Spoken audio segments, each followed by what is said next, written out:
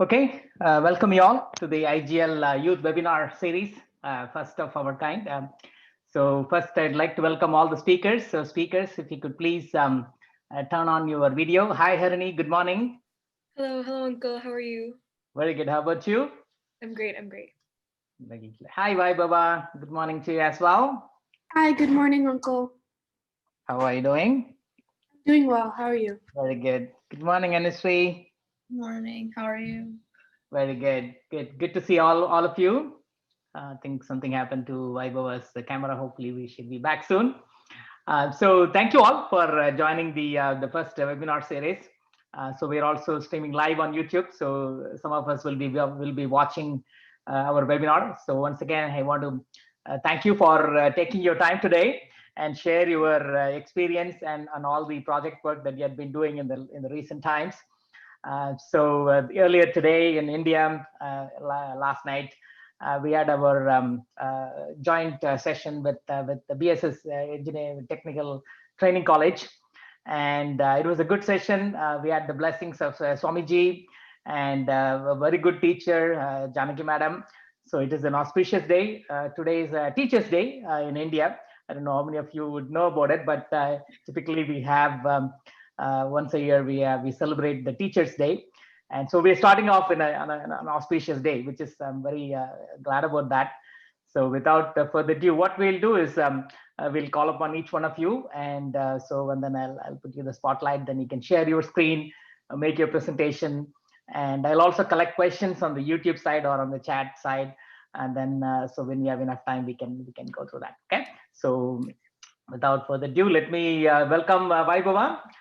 All of us, maybe Anishri and Harini, can go on mute, and we'll have Vaibhava take the stage and give her presentation. Go ahead, Vaibhava. All right, just to introduce myself real quick, my name is Vaibhava, and I am currently a freshman, or I'm a ninth grader at Evergreen Valley High School in San Jose, California. And the topic I'll be going over today is public speaking and the importance of public speaking. So real quick, I'm just about to share my screen with my presentation.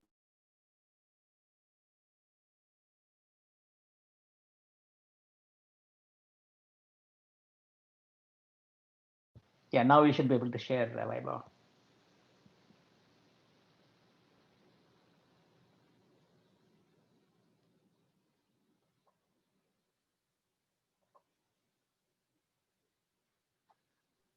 All right, just gonna share my screen. Can everyone see my screen? Yes. Okay. So this is Public Speaking by Vaibhava Rajesh, and I'm going into the freshman year or ninth grade. So first off, I want to go over the importance of public speaking and why public speaking is going to be used on a daily basis and why it's so important to all of us and why it's so relevant. So first, when do you use public speaking? So public speaking will be used a lot in future opportunities, such as presenting in school or in a workplace where you'll need to communicate and share your ideas. So you need to effectively present your thoughts and ideas in a conversation, and public speaking allows you to do so. Next, you'll need to know how to public speak because you need to advocate and speak for yourself when needed. So if you ever need help in school or you ever need to do a certain thing, you'll need to know how to public speak and advocate for yourself in order for you to accomplish that. Finally, it will be very useful in job or intern interviews. So job interviews and intern interviews are something that are going to be super common. And I know that some colleges even do college interviews. So even then, you'll need to know how to have that good one-on-one contact and not get nervous, or make sure that you're speaking properly in those sessions as well. Now, I'd quickly like to go over my experiences with public speaking and what I've done for my public speaking in the past. So I've actually spoken at several different events. The most recent event that I've spoken at is on August 13th, and I spoke at an event in San Francisco to the superintendent of schools in my county and also a professor from San Francisco University. And basically, we were talking about COVID-19 and the impact that COVID-19 had on schools, on just society. and basically how we can do better and provide better opportunities for school and better opportunities for the general public in order to recover from this tough time. Next, I'd like to talk about how I started out speaking publicly and how you can start out as well, just based on the steps that I took. So first off, I started by doing a small thing, which was hosting at an IGL karaoke event when I was around 9 years old. So at IGL karaoke events, I would often see adult hosts or other hosts, and that really inspired me to host. So I asked KK Uncle, hey, like, can I host? And KK Uncle said yes. So that was kind of my bigger experience of hosting in front of an audience, because usually before that, my general audience would be like school. If we had a presentation, I would present. But that was a really unique experience because I remember being really nervous starting out. But as I went on, I got more confident and more used to speaking in that public environment, especially since the audience was always so welcoming and understanding. And I was always able to, if I had a mistake or I got nervous, I was always able to come back from that. So that was a really good experience. And that taught me that even the smallest experiences can shape basically where you want to go.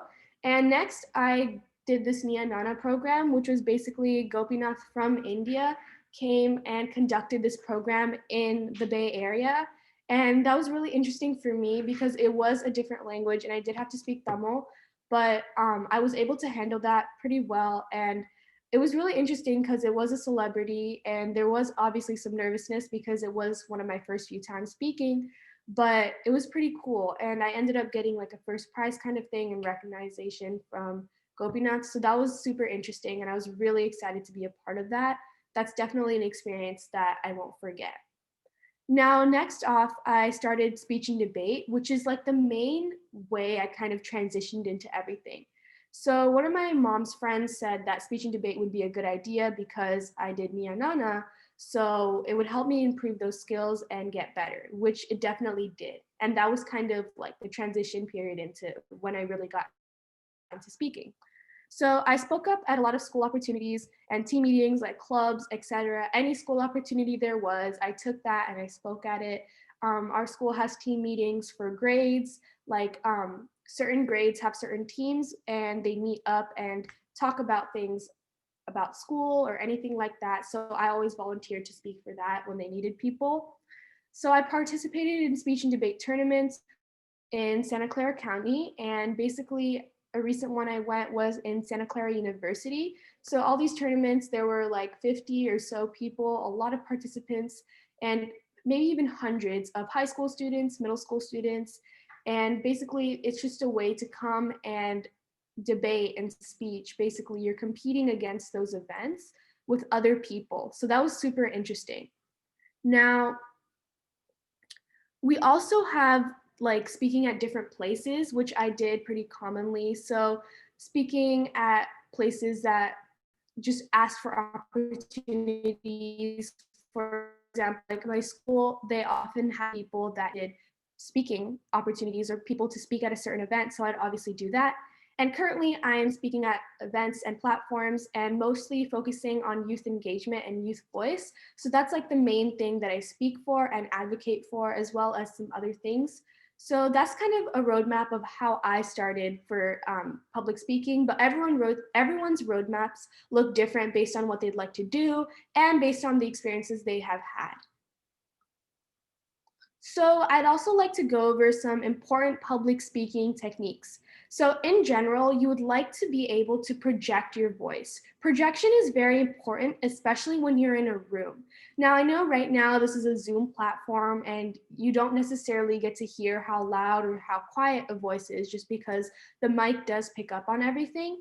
But generally, like if you're speaking in front of a classroom or you're speaking in front of a multitude of audience, you want to make sure that you're projecting your voice and it's loud enough for everyone to hear. And not only this, but make sure you're speaking clearly and not mumbling. Now, the next thing is to make eye contact. Again, over Zoom, this might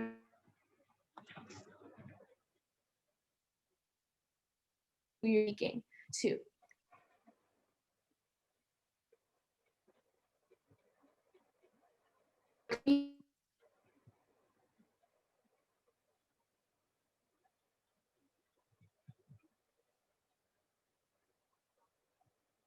are just a different part of their face. So it's still, but instead you're not looking directly at their eyes, so it's not as just something that's super important. Like I said,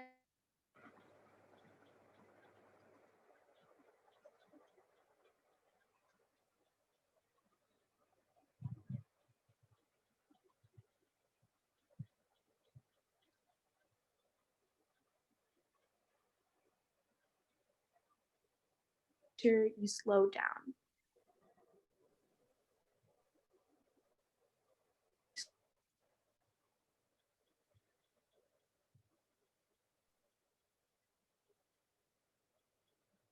Yeah.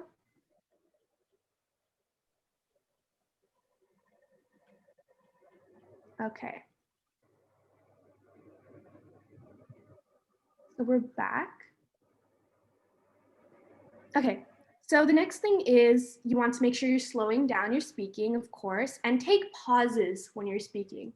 Not necessarily go in a continuous flow, but at certain places when you need to kind of emphasize your point, you want to take pauses so that way people can understand what you're saying. Because when you're speaking super fast, people generally can't understand what you're trying to convey, or even though that makes sense to you, it won't make sense to other people because you're going too fast and they can't understand what you're saying.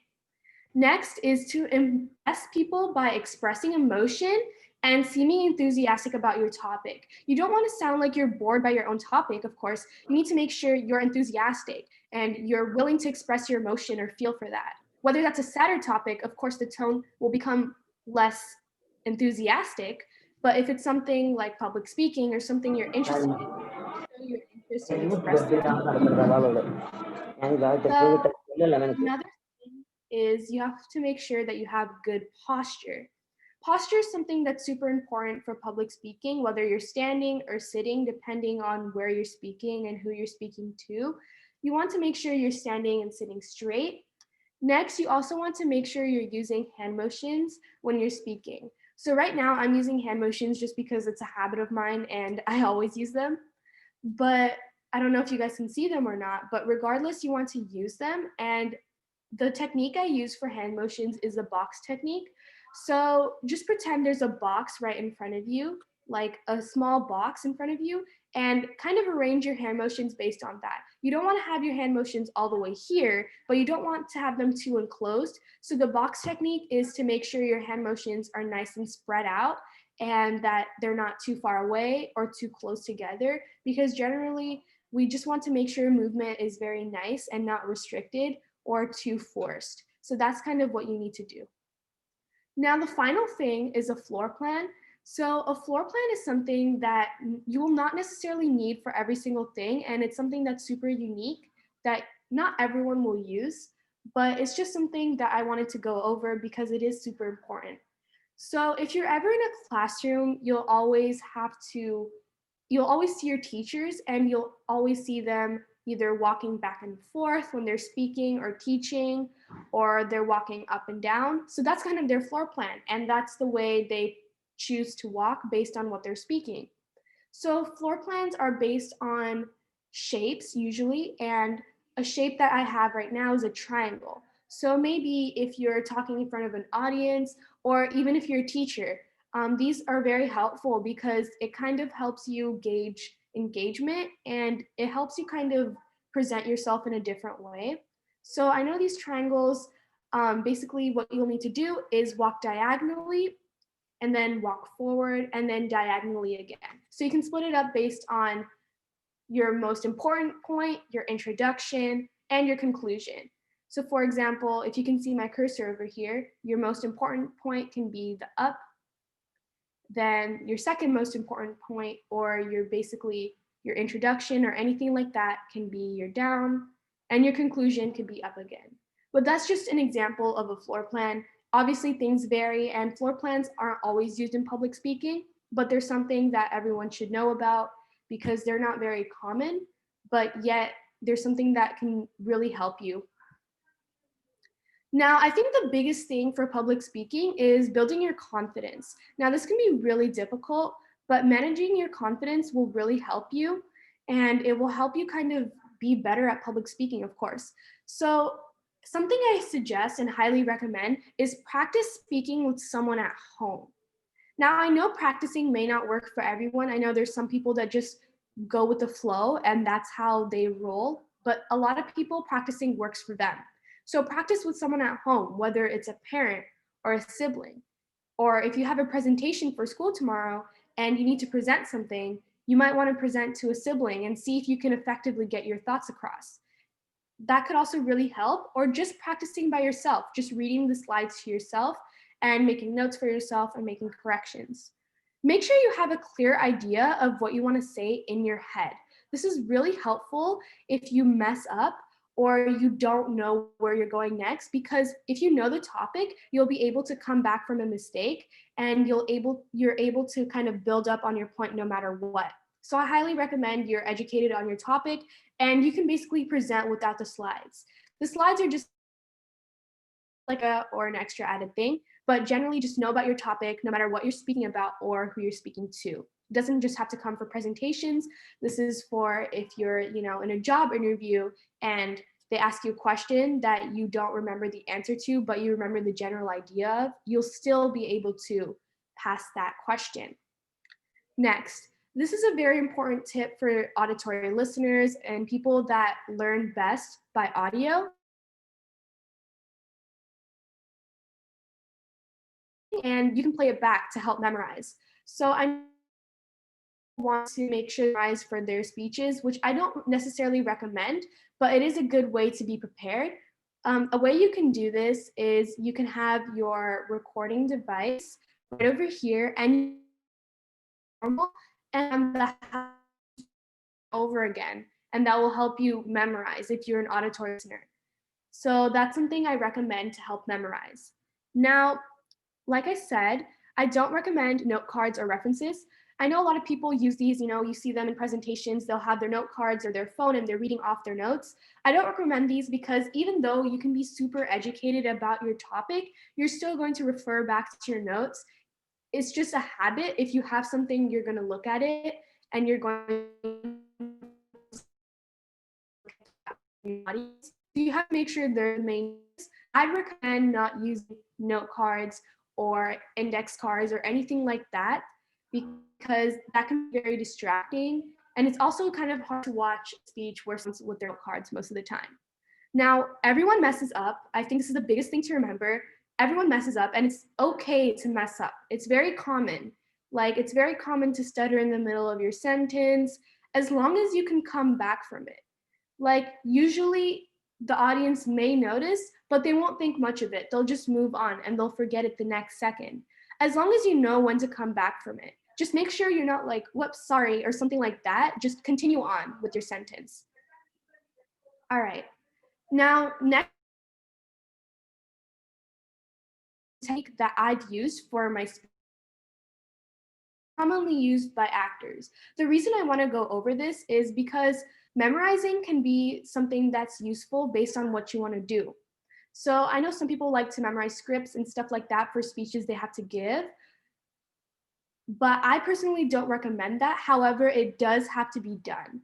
So I've actually had to use this technique to memorize scripts, and it's very, very useful and efficient. So how you do this is, for example, you have a sentence. So the sentence that I have as an example is, the Earth is our planet. Take the first letter and punctuation out of the sentence and rewrite it. So in that case, since the T is a capital, you would put a capital T. And since the E in Earth is capital, you'd put a capital E, an I for is, an O for our, and a P for planet, and the period for punctuation. So now you can read from the abbreviation and eventually you'll be able to memorize it and you won't need the abbreviation at all. So the abbreviation is just supposed to represent each word. And once you basically have gotten that and you can read from that 5 letters of abbreviation, you'll be able to memorize it in no time. So since we have the Earth is our planet here, you'll be able to see the Earth is our planet here. You can just read it from the abbreviation And this is something super effective. I've had over 2 pages of scripts, and I'm able to kind of memorize those in under 30 minutes. So I highly recommend this if that's something that you need to do. If you need to memorize a script or a speech or something like that, this is a really good memorizing technique. So finally, I just want to go over how can you get into public speaking? So I know a lot of people are, looking for opportunities in various different countries, different places, and obviously every place is not the same. So I want to give advice on how you can get into public speaking if that's something you're interested in, or if that's something that you want to look more into. You might not necessarily be interested at the beginning, but maybe later on you just want to get better. Anything like that, these tips will totally help you. So start by looking at the small ways you can improve your public speaking. So whether it's you're speaking too fast, maybe you can take note of that and speak slower. I know that's a problem that I have. I like to talk in a flow, but you have to make sure you look at those small ways and improve your public speaking. Now next, if you're really interested in public speaking but you don't have an outlet to start, I'd highly suggest looking at community events where you can participate in public speaking. A lot of the time, public speaking events or community events need speakers to speak. So I know that my school actually has a bunch of webinars and Zoom meetings where they need people to speak for you. So I usually like to sign up for those and participate in those. So if there's something like that in your community, if you just see flyers or you hear people talking about it, I'd highly suggest to get involved and get engaged. No opportunity is too small, and I'd like to take advantage of everything you get because it will give you experience more than anything. Now, you also need to make sure that you are truly interested in this, and opportunities will find you when you're truly interested in something, whether that's public speaking, whether that's engineering, whether that's anything you want to do in the future. Opportunities will find you if you're truly interested and you express your interest. Now, find ways that you can easily get experience. For me, that was speech and debate, but for speech and debate is different based on where you live. So if you can get into speech and debate, I highly recommend that because it helps you get into that environment where you are constantly speaking, and it helps you improve a lot. So I know in the United States we have public speaking, but I'm pretty sure in Dubai, in India, there's different ways you can get into public speaking and different methods, because I know in California we have different events and such things like that, but in other places there are other variations of speech and debate. So thank you guys for listening. I am very happy to speak today, and I hope you guys enjoyed what I had to say. I am open to any questions if you'd like to ask. You can also email me at vibeofaraja@gmail.com, and I'll be happy to help you with anything that you need. And thank you so much for the opportunity, and I'm glad that I got to speak today.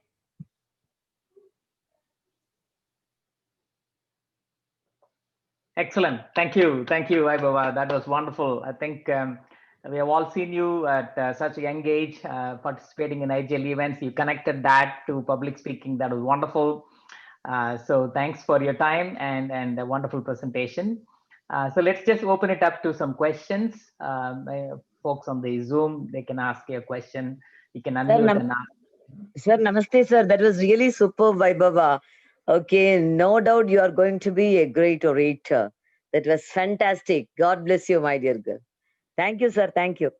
Thank you. Thank you, madam. That was wonderful. I think coming from one of the great teachers that we have known, it's a great blessing, Vaibhava. So thank you, madam. Really Thank you. appreciate Thank you that. so much. Any other questions from anybody? Any questions to Vaibhava? I have a few questions, of course, I can ask, but I'll let the audience ask us for some questions. Anybody from the meeting have any questions to Vaibhava on public speaking?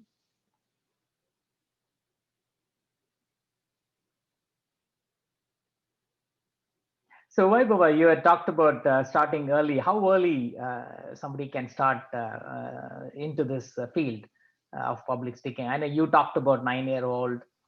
Is there a guideline that it cannot be before or after? What do you think of that? Not necessarily. So I think that it honestly depends on the person and the environment that they're put in, of course. But I definitely think that you should wait until like after 8 or 9, just because that's when more opportunities will open up. And that's when you kind of get used to speaking and talking to other people. So definitely 8 or 9 would be like the earliest you can start. You can start before that. There just won't be as many opportunities and places you can speak at. Okay. So it's either the 5th grade or the 6th grade. So, I mean, middle school probably a good place to start. You would think, yeah. Because I think we were just going through some of the Middle school or even before that. even before that. Okay, got it. Second question is, do you have any sort of a public speaking club or forum in your school? What kind of things go on there? If you could just say a few words about what do you guys talk about in those clubs, if there are any in your school or in your community. So we talk about a lot of different things. So my school, my high school that I'm going into has a lot of different clubs and organizations that kind of their main focus is speech or debate. So I know we have a speech and debate club or a forensic club, which is basically different speech events, different debate events. So that's like the main thing I participate in. So there's like Lincoln Douglas debate, which is a one-on-one debate, public forum, which is a two-on-two debate. So it's like a debate, and there are certain topics every month. So for example, one of the topics were, should standardized testing be abolished and stuff like that, where you're talking about global and national issues, and you basically have to debate like, should it or should it be not? And you have all this evidence that you have to look at as well. And we also have other clubs such as, we have something called Model UN, which a lot of high schools in the United States have. It's basically you are put in a simulation where you're like the United Nations and you're coming to certain decisions, and you go to a lot of tournaments for that, and you're basically speaking on behalf of certain countries and stuff like that, as if that issue is actually happening. So like that, we have a variety of different clubs. These are just a few. Okay, wonderful. Excellent. Thank you, Vaibhava. Let me see if there are any other questions. If not, thank you again for your time. And if anybody is interested, we can share your presentation to audience. Thanks again, Vaibhava. We'll move on to our next speaker. Next Thank speaker you. is. I was really happy to speak today. Yeah, anything you want to say to the audience or anybody? This may be a concluding remark. Please go ahead, take a few minutes. Yeah. Yeah, just thank you so much for the kind words. And I'm just want to say again, my emails are always open, vaibhavaraja@gmail.com. If you have any questions later on, or you just like to get in contact for that, that's something that you can find me at. Super, good job. Thank you, Vaibhava. Okay, let's welcome Anushri now to the stage. Anushri, are you there? Hi. Yeah. Hello. Hi. How are you doing? I'm good. How are you? Good, very good. Thank you. Yeah, please go ahead. Start your presentation, Anushri. Yeah, I'll be presenting. So just to introduce myself, I'm Anushri Saraf, and I'm from Livermore, California. I'm in 11th grade, and I go to Granada High School.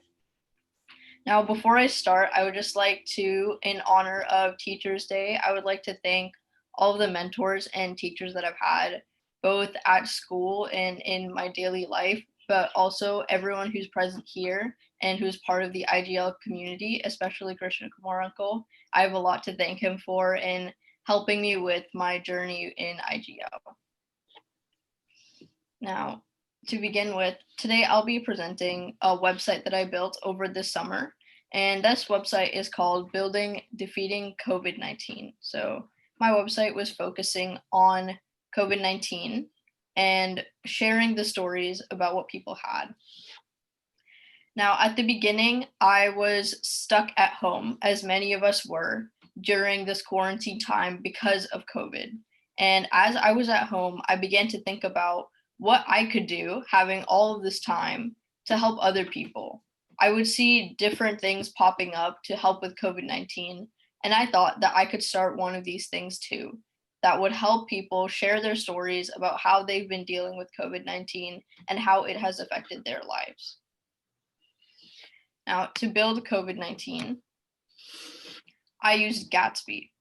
Now, I have previous web development experience, and I thought that building a website would be a great way for me to kind of publicize this organization and this movement. For building the website, In Gatsby, there are a few steps to begin creating a website. The first part of creating the site, your command will be Gatsby new and then the title of your site. Then you enter the directory. Then to build it, you use Gatsby develop. And I'll be going over today kind of the process that I made. So I'll be switching between my presentation as well as the actual code of my website. So to begin with the code of the website, let me share the screen. On the right, you can see the code for my website, and on the left, you should be able to see the actual website. Now, I started off with just building kind of the title for it. And in every website, there will be a header.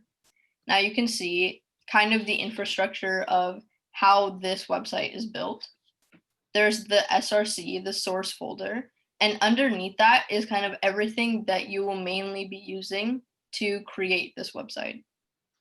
Now, this top part, defeating COVID-19 together, you can see that this is all of the code for the top.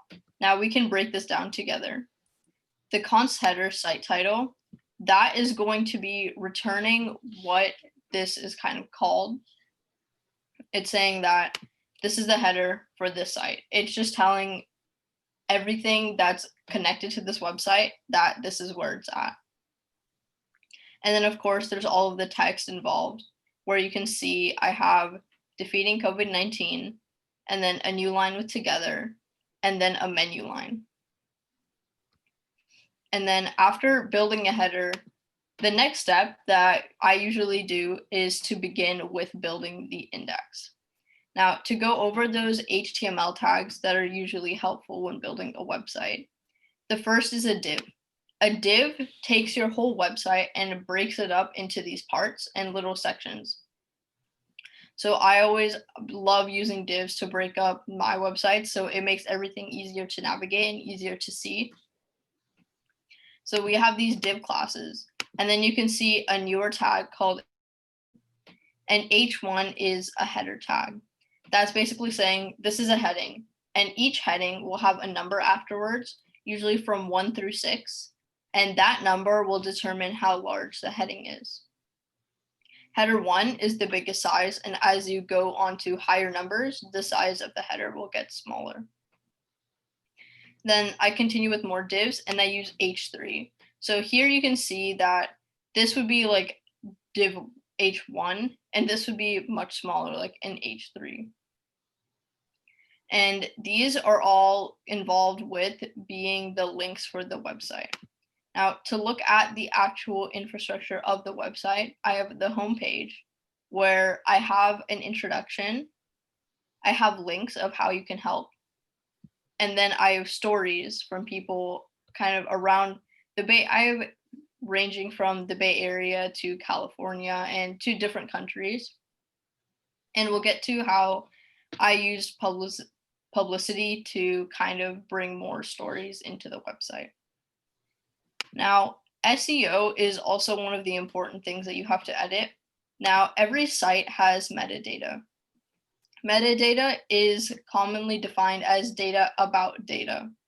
Now, the metadata for this website, the website would be the data, and all of the metadata for it that I've put is the title, the description, and the author. So my title would be Defeating COVID-19 Together, and then my description that I would put is kind of about what the purpose of this website is, and the author would be me.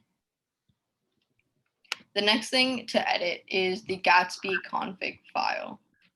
Now, in here, you can see where I kind of put what the name is, what the shorter name is, and I put all of these. This is the title, this is the description, and then we have the author. And then this is helping us be discovered more easily.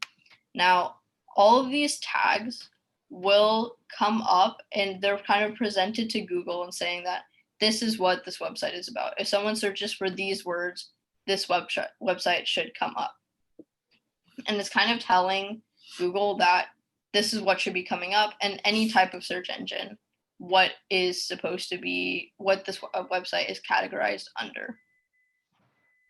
Then the next step after building all of this is to make it easy to contact. On the contact page, I've built kind of an easy way for people to put in their name, their email, and a message, and they can just email it in. And I also have a form that people can just fill out with the same information. So people can make entries on this website or talk to me about the website as well. And then I have an about page talking about what our purpose is, why I started it, things like that. Just any questions that I think would come up about the website. Now, after coding the website comes a few other steps. But the first thing about this was kind of getting it to look how I wanted. Now, there are a few challenges that come up when trying to do this.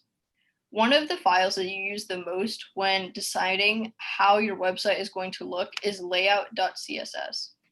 CSS is a style sheet, is a cascading style sheet. And you can kind of see some of the things that I use. Now, if you look at, for example, contact. For contact, you can kind of see what this is looking like. And it's just saying that it should be in the middle there. Now, a few other things that you might be able to see for example, these stories, that you can see that each of these, this background color will match with this. And it tells you that at the bottom, the margin is 0. And a few other things that are important when I was coding this, and one thing that was actually a big challenge for me, is making the colors go across the entire page. Now you can see here that there's blue across the entire page, green across the entire page, and then a pink kind of color across the entire page. But it did not come easy. Now in this, there's kind of another file which can be important if you decide to go into a little bit more complicated web design, or just different routes from how the website is automatically given to you. Now, the website is given to you kind of as really thin, and then there are side parts which aren't as editable. So to do that, I found out that I have to put in these margins and width parameters in order to have my banners go across the entire website, rather than just ending here and having a blank space over here. Another one of the challenges that I ran into was making a mobile version. So if you look on here, then just opening the mobile version of the website, and we can make this smaller so that we can see. It may not come up, but if this were a mobile version, then you would be able to see, you can see these lines coming up that didn't come up before. And the spacing is also a little bit different. Now, normally, without it just becoming a mobile version, we would just have everything squished together. And what happened was a lot of the spacings that I put for the normal website did not work and were not compatible with the actual mobile version. And to fix that, that is all in the CSS file. And in there, we can put a kind of line of code that's saying if it's in mobile. So let's look at that. So let's see. Yeah. Now, if you look at, this is the beginning of it. It's talking about whether the screen, kind of how big the screen is. And the main one that I used was this. So right here, you can see that depending on the size of the screen, it's changing the width of each of these things. Now here, each of these boxes, which you can see, they outline in white on hover. Each of these boxes do not take up the whole screen. But when you're on a mobile version, they will take up your whole screen because of this command. Now, to break it down, it's saying media only screen and min width 480 pics and max width 1400 pics. Now, So these are the larger ones, and you'll be able to see, so this is the main one, right? And we can see that there's a bunch of things being changed. This is the larger screen. And on a smaller screen, I'm specifying that one thing is there's going to be more padding on each of these and a border. So on anything with the T class, there will be a border on the bottom. And that is how, when we go to a mobile version of this, you can see that there's a line underneath it. Now, right here, this line is corresponding to this. A few other things about making it responsive to smaller screens is using percentages.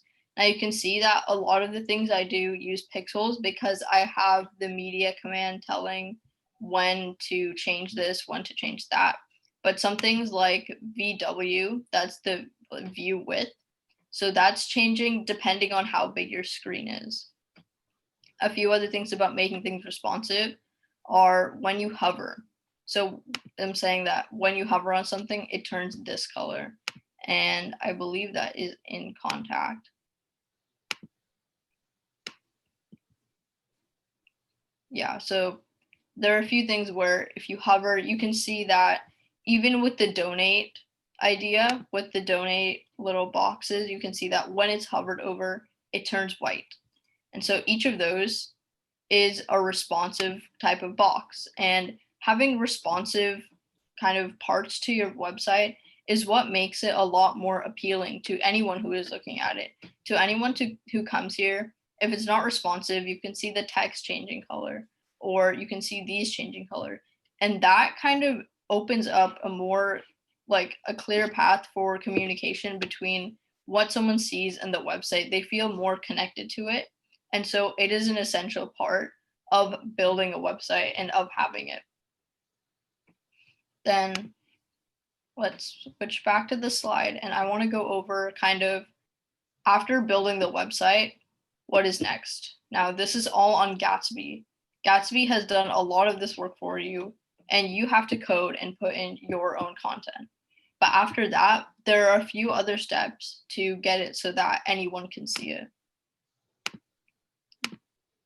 Let's go over those.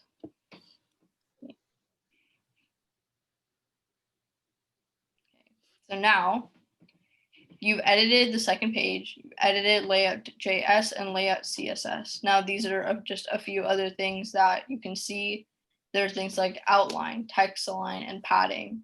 All of these things, all of this about web design.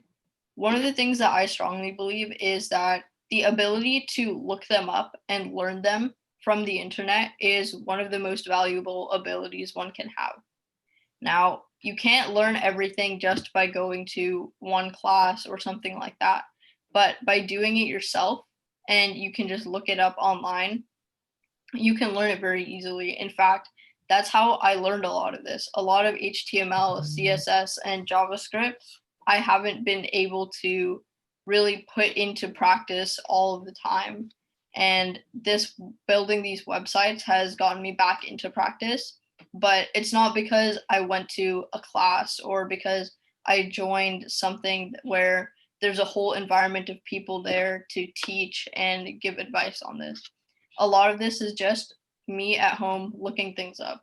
And that's one of the great things about web design is that anyone can learn it, anyone can do it at home just with access to kind of just a laptop.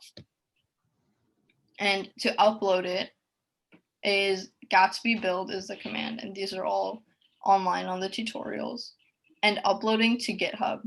Now, GitHub is kind of a place where anyone can upload their code and make it open source. That means anyone can see your code, but uploading to GitHub in this case has a very important part of building your website.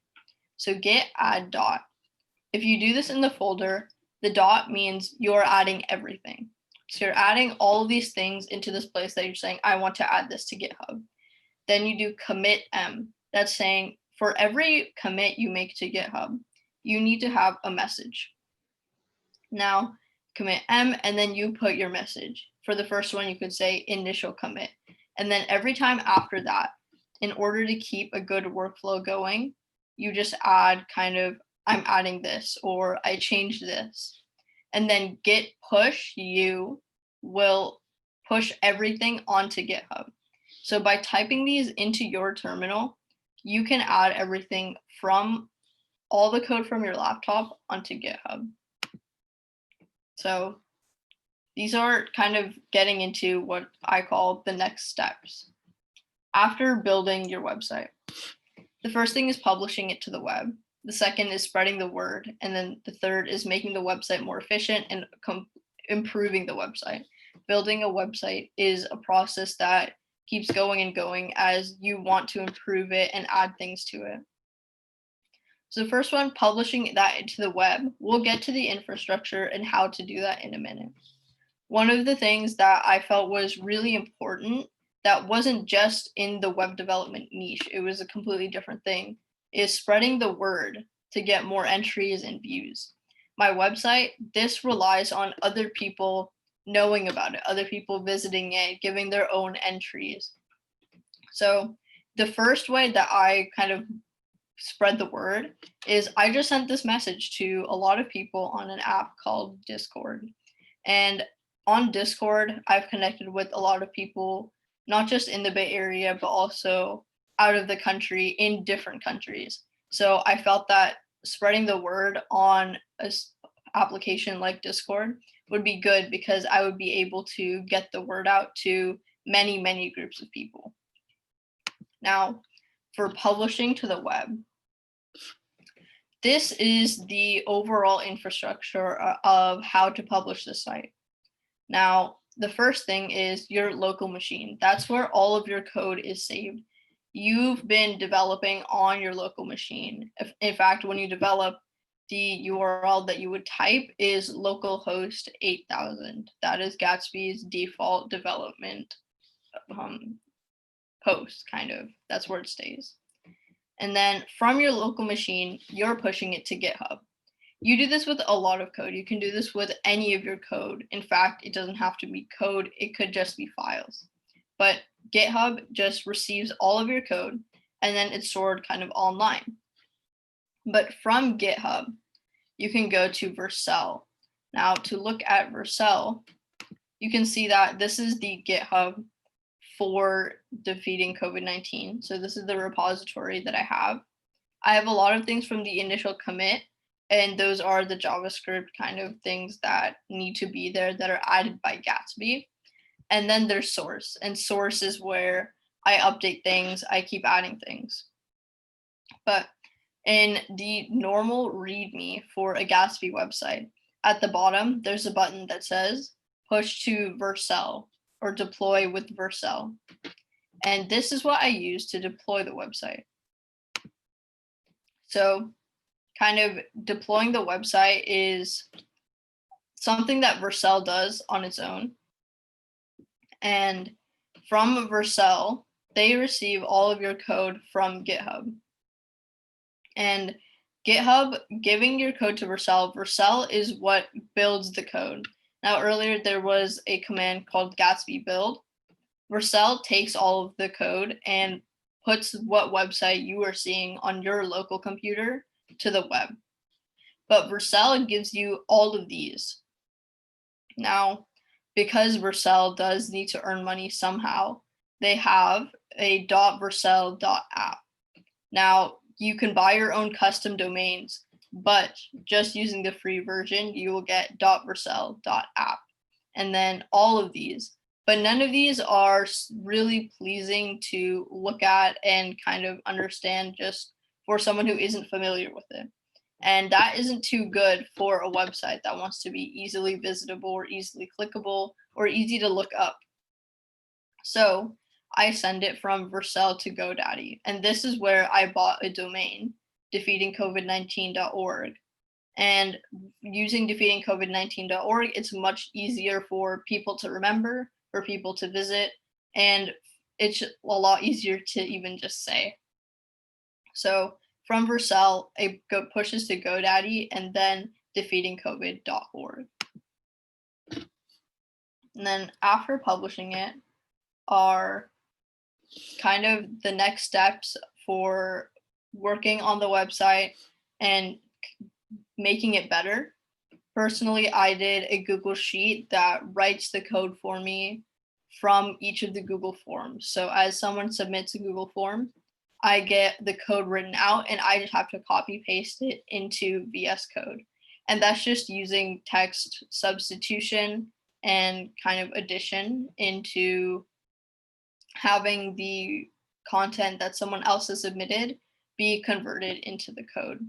And looking forward, I would like to build a backend for the site and expand it and have especially everyone in IGL share their stories, because this is a platform where anyone can talk about how it's been going for them in their own lives with COVID-19. And I want everyone to have a place to share those stories and talk about what it's been like, what problems have come up and how they've solved them, kind of like web development. But I hope that everyone will have the opportunity to make their voices heard, not just with IGL, but also with my website. Thank you. Wonderful, wonderful, Anushree. I think I thoroughly enjoyed. I think you kind of combined the current situation that everybody is in, and defeating COVID is a great domain name to begin with, and then your explanation of how to start creating the UI and completing the coding and all the way up to making it available to everybody else, and your vision of taking it out to people is wonderful. And then, of course, you also shared a lot of, it's a jam-packed session, I would say, a lot of information, right? I think it's, for some people, it's going to take some time to probably watch the video again and have some questions. I think you touched upon a number of things, right? I think how to reach anybody out in the world and to get some stories, because that's something that I always wonder, how people are collecting these stories. Are they going and then manually searching in the internet to collect them, or you showed us a way of how people do these days, which is wonderful. And then you also went through the programming aspect of it, which is very powerful. I think at your age, to get into that type of hands-on programming and making it work for a real cost, right? Connecting your passion and the need is a great thing. And commend you for taking this work. And let's just open up the floor for questions. And then, of course, I have lots of questions coming from the tech world, but we'll just open it up to questions from the Zoom meeting audience, and then I'll see if there is anybody asking questions on the YouTube link as well. Okay. Any questions to Anushree? You can unmute and ask the question now.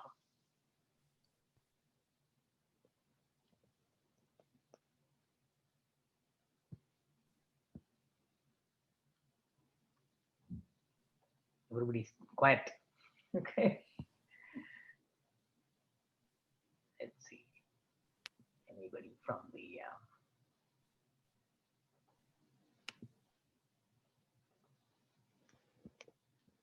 okay, everybody just congratulated you on that one, so which is good. Thanks, Anushree. So just have few more questions on what you just talked about.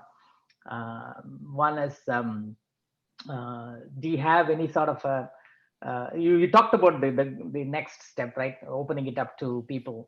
So is it available now that people can input their stories in defeatingcovid19.org, or is it coming? Where are you at that in that? Yeah, on defeatingcovid19.org, anyone can just go to the contact page, and if they scroll down, they can either send me a direct email or fill out the Google form. Okay, so that's what you talked about. So it is publicly available, so we can publish it to IGL group, and people who want to share stories, they can do it right now, right? I think that is fantastic. Thanks again for the great work. Congratulate you again, and all the best for all the future activities. Please do come and share in the IGL Youth Forum often, and we'll be more than happy to hear your progress, and good luck with all the efforts. And hope this situation goes away soon, and we'll all be back to some sort of an in-person activity. But until then, what you're trying to do is wonderful. Thanks, Anushree. Yeah, Yeah, thank you for the opportunity and the platform to present as well. Definitely. So just a quick note on the speakers at the end of Harani's presentation. I'd like all three of you to come and have a little panel, and then have a few minutes of discussion around what you felt about the webinar, and then you may have some one-on-one question. That'll be one kind of a discussion panel I'd like to have. So let's do that. Hi Harani, welcome to your webinar. Thank you very much for joining us today. Thanks for taking your time and presenting. So please take it away. Yeah. Of course. Okay. So I will share my screen right now. Sure. Is my presentation visible? Yes, Harini. Yeah. Okay. So today I'll be talking about this project I did over the summer. It's about women in the venture capitalist space and COVID-19's impact on the industry. So, sorry, I'm having... Okay, perfect. So today I will be going over the project overview, which includes all aspects of the project and the tasks I did. And then I'll be talking about how I prepared for an interview when I interviewed someone who's in the industry. And then I'll also be talking about how I assembled my presentation, which will be coming up later in this presentation, and then we can have some questions. The project overview will also include some of the research and documentation strategies I employed during this project. I will be explaining how I implemented like a concentration on women in the venture capitalist space as well. So, and although the interview was part of the project overview, I realized that it required a little more preparation and time than the other steps of the project. So I will be sharing the 3 components of this process, which included conducting the research on my interviewee, developing appropriate questions, and finally conducting the interview. And assembling the presentation portion, I will walk through the components of my final presentation and I'll explain how I put it all together. Also, feel free to write down any questions you have throughout my speech, and then we can discuss at the end. So this project took me around 6 weeks to complete. So I'll be going over the individual tasks I did, and I'll also offer some insight on the research techniques I implemented and how I condensed all my findings into reports every week. In some of my slides, I've included like the actual reports for presentation purposes, so they're not as legible. In addition to these, I did make a final report with all the information I acquired over the 6 weeks, as well as a video. So feel free to skim the information I included, but if you want the actual reports, I can always share it with you. The first task was to research 3 venture capitalists and gain information on their firms and the nature of their investments. Here, I included the role of the venture capitalist in the firm, her experience, and some of the companies the firm has invested in. So you can see over here, the big paragraphs over here and over here are like the role of the women in the venture capitalist, and then I've included some of the companies they have invested in. And then I also included a quote from each of the venture capitalists on her experience being a female venture capitalist. For example, one of the investors I chose was Yuri Kim from Forerunner Ventures. The nature of most of her investments were done by her firm, included brands that created more feminine-based products. So that's what I mean when I'm talking about like the nature of the firm's investments. My tool for research here was mostly Google, where I identified 5 different venture capitalists initially, and then upon looking more into their firms and investments, I narrowed my list down to 3. My second task was to assess COVID-19's impact on the economy. I split this portion of my research into 2 sections, how it affected the economy and then how it distinctly affected just investments. The most instrumental part of this portion of my research was how the American economy right now is similar to the recession in 2008 and 2009. This allowed me to gauge which companies thrived or developed then and how we can distinguish a similar pattern now. I'll expand on this phenomenon later when I present like the slide conveying that information. Finally, I researched how the individual firms and their companies were impacted by COVID-19. The primary research tool for this portion of my speech was actually the social media platform Twitter. I found Twitter to be my best primary source because the individual accounts for each firm were very quick to announce the success of their companies during the shelter-in-place time. However, this only allowed me to gauge how the companies were doing well. So I chose to look into every firm's portfolio to assess for myself whether a company was doing well or not. In my report, you can notice that like each firm over here includes 2 subpoints, one for one company that's doing well, and then another for that has been negatively impacted by COVID. The fourth task of my presentation was to interview any member of this industry. I was given an opportunity by Krishna Kumar Uncle to interview Michel Ganache and learn about his experiences with this company regarding COVID-19. This was the most intensive portion of the project, as required much more research as I had to prepare questions and also ensuring my interviewee was comfortable at all times. So first, I decided to research Mr. Ganache and his company. I did this through exploring his company's website to learn about their products and Mr. Ganache himself. This aided me in my next step, which was formulating my questions. So as he's like a busy man, my contact with Mr. Ganache was very limited. I was not aware of how much time he had allocated for this purpose. So therefore, I created 4 concise questions which could be answered in a short or long manner and still yield sufficient results. I did this by formulating questions that could be answered with either one word or even one sentence. So this gives a liberty to my interviewee to expand on a topic if he wants to or not. As you can observe, Mr. Ganache chose to expand on his answers for my first 2 questions and elected to answer with one word and one sentence for the last 2. Any information that didn't correspond with my questions, I included in the bottom. As I mentioned before, my communication with Mr. Ganache leading up to the interview was very limited, so I was not sure till the last minute whether he preferred a phone call or a Zoom call for this. Therefore, I had a Zoom call and my document prepared before the interview. But as it occurred on a phone call, I recorded myself on Zoom and put him on the speaker so I would have the information accessible if I wasn't able to note down everything he was able to say. Now I'll walk you through my presentation and show you how I allocated the different pieces of information on each slide. So first I had my overview, which is basically an agenda like the one I did earlier. The 3 components of my agenda were the introduction, and this is where I introduced the 3 female venture capitalists and their experience in the industry. Next, I talked about COVID's impact on the economy. This included 3 components, including COVID's impact on just the economy, and then COVID-19's impact on the venture capitalist space, and then third, COVID-19's impact on the individual companies that have been invested by the firms I've researched on. My last component was about my interview with Michel Ganache. My first slide included introducing the venture capitalists. As you can see, I didn't want to include too many words and just wanted to introduce their face, basically their faces and how they look, and also the firms that they're part of.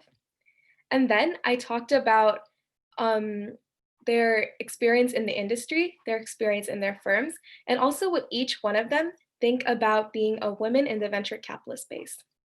One of my favorite quotes was by Annie Cadady, who's she is a managing director at Redpoint Ventures. She says that on being a female venture capitalist, that it's the fact that women in the venture capitalists are still a minority. However, diversity of opinion coupled with a high level of mutual trust is the best way to reach the right answer, which in our case hopefully means picking the best companies in which to invest. Learning about what these females think about being a minority in a male-dominated space really expanded my knowledge about just venture capitalism and being a woman in the STEM field overall. Next, I talked about COVID-19's impact on the economy. Here, I also wanted to use not as many words, so I try to limit myself to less than 10 words per bullet point, and I also included a diagram for presentation purposes. Because I compared this recession to the 2008-2009 recession, I used this diagram to show my audience how they compare. As you can see, the 2020 COVID-19 recession is very similar to the 2008-2009 recession. Next, I talked about COVID-19's impact on just investments alone. Here, I incorporated the survival of the fittest phenomenon, where capitalists and just investors believe that capitalists are trying to liquidize and preserve cash and invest in extremely promising companies, and therefore only the best of the best can survive. Again, I compared this recession to the 2007 to 2008 recession and noticed that companies that were more technology-based thrived and developed during that recession, and I could speculate that a similar phenomenon could happen right now. This slide was where I included a table comparing the companies by each firm that did well and companies from each firm that have been negatively affected by Corona. As you can see, I have two for each firm, and I included a description of each company to show how they could be negatively affected or positively affected. For one example, I chose Hone from Cowboy Ventures. Hone basically solves leadership, management, and people skills training for modern and distributed teams. Whereas a company that has been negatively affected was ThredUp, which is an ethical and environmentally sourced company which aims to recycle clothes shipped in by consumers and sell them for reduced prices. So I said that ThredUp has been negatively impacted by COVID-19 because of consumerism first not doing so well during COVID-19, and second of all, people's hesitations with buying secondhand clothing during a pandemic. Whereas Hone solves leadership management and people skills training for modern distributed teams, and one of their tactics, their publicization tactics, even included offering free webinars, consulting services, and resources to help in this new environment. As you can see, Hone probably did a lot better than ThredUp during COVID-19. Next was my interview with Michelle Ganaj. As you noticed on my previous slide explaining the interview, I asked 4 questions. Here I chose to condense the information from the 4 questions to explain Mr. Ganaj's experience with COVID-19. An excerpt from my finding is, he explained that many technological-based companies are also struggling during this pandemic due to the decrease in consumerism and a subsequent decrease in sales opportunities. He also expects sales to continue to decrease as quarantine is extended due to the lack of opportunities to make new business deals, which are much easier done in person rather than the emerging norm of video calls. On the same note, he speculates that post this pandemic, many with the opportunity to work from home will choose to do so, negating the need for traveling to a workspace on a daily basis. While this may serve for increased productivity due to commuting being eliminated, he also anticipates a struggle in creativity to emerge, as the home may hinder creativity while the workplace is an established creative environment. Finally, I concluded with a thank you note. I would also like to thank all of you for your time and for listening to my speech on how I approach this project. Thank you. Wonderful. Thank you. Thank you, Harini. You can stop sharing now. Thank you very much. Wonderful topic again. I think you touched upon some relevant things that we should be talking about and working on. Clearly, women in the business, women in the venture capitalists is a fantastic topic. And then you walked us through all the steps involved very nicely. So thank you again for your time as well as your presentation. We'll just open it up to questions from Zoom audience as well as in YouTube. Let me see if anybody has any questions from the Zoom meeting for Harini.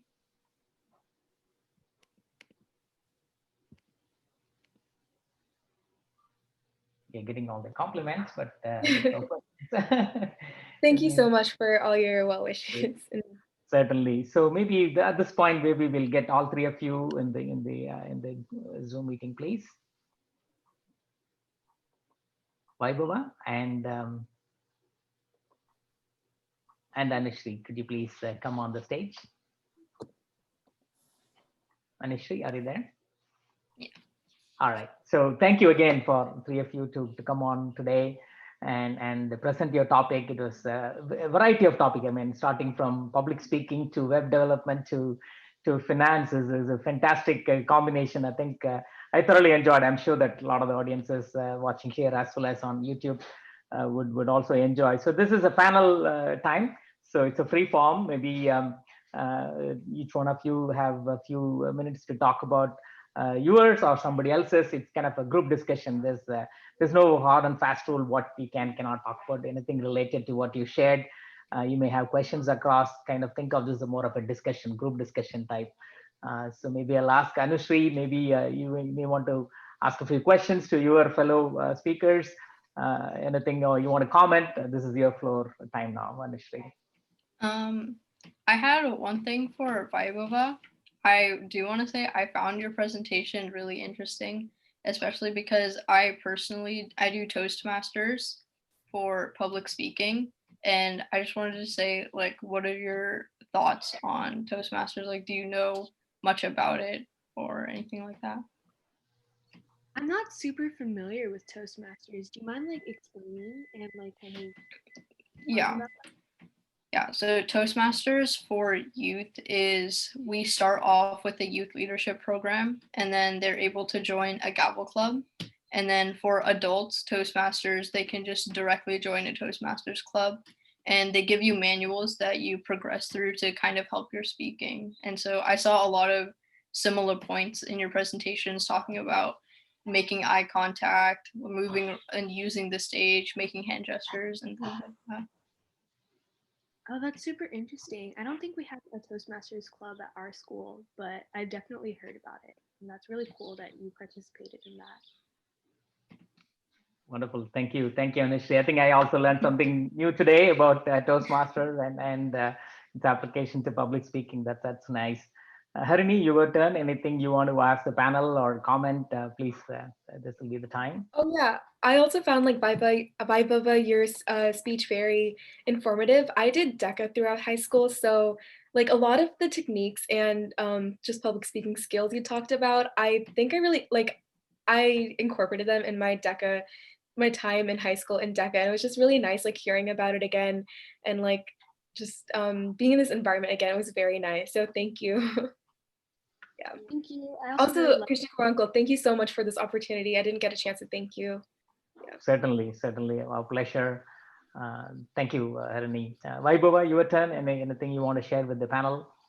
Yeah, I found both of your topics really important topics, and I really liked how you were able to create like a website and kind of have people share their experience about COVID-19. I think that's something that would really help. And I know Discord is something really popular and it really does help get your message across. So I think that was really cool. And Harvey, I think it was really interesting the way you talked about interviews and the whole process. And it's definitely something super tedious, but I can tell that you're super passionate about it. And it's really cool to hear about finances and stuff like that. Oh, thank you. Oh yeah, and like Anushree, I don't think I commented on your website, but that was really cool the way you were able to develop an entire website for Corona and just for this purpose over the summer. Like I think this is gonna look really good on college apps because that's what I was thinking the entire time. So yeah. Yeah, and like for your presentation, I found it super interesting because like the closest I've ever had to that is kind of my cybersecurity team talking to Laura from Wireshark, and she's also kind of super into business and providing opportunities for females in the STEM field. That's really cool. Yeah, and I just wanted to say real quick, today is Teachers Day in India, so happy Teachers Day to all of the teachers in India working really hard, especially during COVID-19, having to deal with online school and all those mentors. And it's really interesting to see that even with the online platform, people are still really passionate to be a part of things like this. So thank you so much.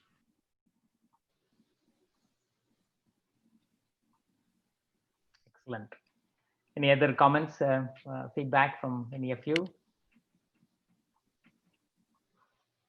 Thank you again. So like Vaibhava said, today is Teachers Day. So we have started our webinar series on an auspicious day. We have many series planned, so please do come and join us. And whenever you have new activities, projects, you know where we are. So please do drop us a note, and we are more than happy to bring you back and have you present your topics and share your information. I think this morning in India, we got a message from Swamiji and the teacher as well. That he talked about teachers when they get into school or a college, they all have to think about sharing the knowledge, assimilating and distributing the knowledge to everybody else. I think that is what you have done today, right? I think effectively you have played the role of a teacher in the stage. You've shared with a lot of people in terms of what you've done. I think that's all about sharing knowledge, which is consistent with what we heard in the morning talk from Swamiji, as well as from teacher madam who had published a book. So again, thank you. So good to see you all. And so we will sign off now, and we will share all the videos and stuff like that. So with that, we'll wrap up today's webinar. For folks watching on the YouTube, thank you for supporting. And we have also shared the registration link. Please do come join us next same time next week for another 3 interesting webinars that we are about to be witnessing. Okay. So with that, we will conclude today's session. Thank you all. Really appreciate it. Thank you. Thank you. Let me see if there is anybody in the Zoom meeting want to comment. This will be the time.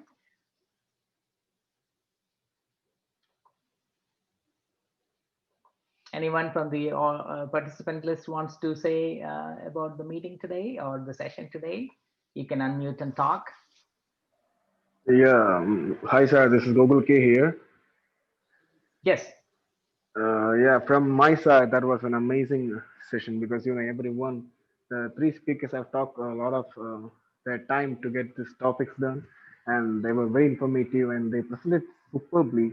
And even the Vaibhava industry, certainly they done fantastic job informating us with a lot of topics that we wasn't aware of. And in the case of industry, as a person related to coding, I was very happy to see what she has done as a website developer for the COVID situation, which is the current situations happening all around. And that was excellent. It's really, I was really amazed to see that, and I'll be trying that too. Thank you so much, industry. And both other topics, they also did really well. And the Harini as a topic from the business teams and the women involvement, and that was really good. And from the part of Vaibhava, as always, she spoke well, and I don't have to comment it anytime. So thank you so much. Thank you so much for everyone to give this wonderful session. And thank you so much, sir, for letting us in. Thank you. Thank you, Gokul. Sri, anything you want to Yeah, please. Yeah, first of all, let me thank 3 of the speakers, Vaibhava, Anushree, and Harini. You guys did a fantabulous job. So you officially kickstarted the IGL webinars, and thank you so much for picking up a relevant topic and spending time. So it's a pleasure to meet you guys and listen to the talks. So I was in IGL webinars. We look forward to meeting you again with a different topic. And thank you so much. Thank you. Thank you. Thank you, Sri. Okay, anybody else before we wrap up today's webinar from the Zoom meeting? Want to share any comments? Hi, I'm Swapna. Hi, Swapna. May I say something? Sure. Yeah, please go ahead. Hi, I'm Anushree's mom, so I'm gonna hold off compliments for Anushree. But I just want to say what an amazing topic to pick, Vaibhava and Harini. Harini, you just showed us all women who are staying home that we can do something. There is so many ventures we can do. And Vaibhava, you gave us the tips on how to do it, how to go about it, how to speak to people. A lot of things we just take for granted and we just go above and over it actually. Just hold on to those things and you guys are gonna do amazing things in life. Thank you. Thank you, Swapna. Thank you for those wonderful, encouraging words to all of our speakers. I think you said it right on. I think though we are now going through this difficult situation, the speakers today, they showed ways of how to do things, whether it's building a website or researching on how it is impacting the economy, how to take care of speaking to others in a public forum. I mean, these are all great topics to do. Yeah, go ahead. More comments from you. Go ahead, Swapna.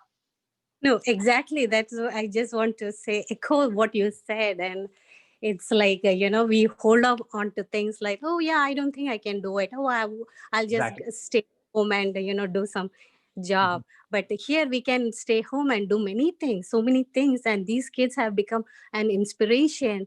And for that matter, I would even say that they are becoming, this young generation is becoming new teachers for this Yes. old generation.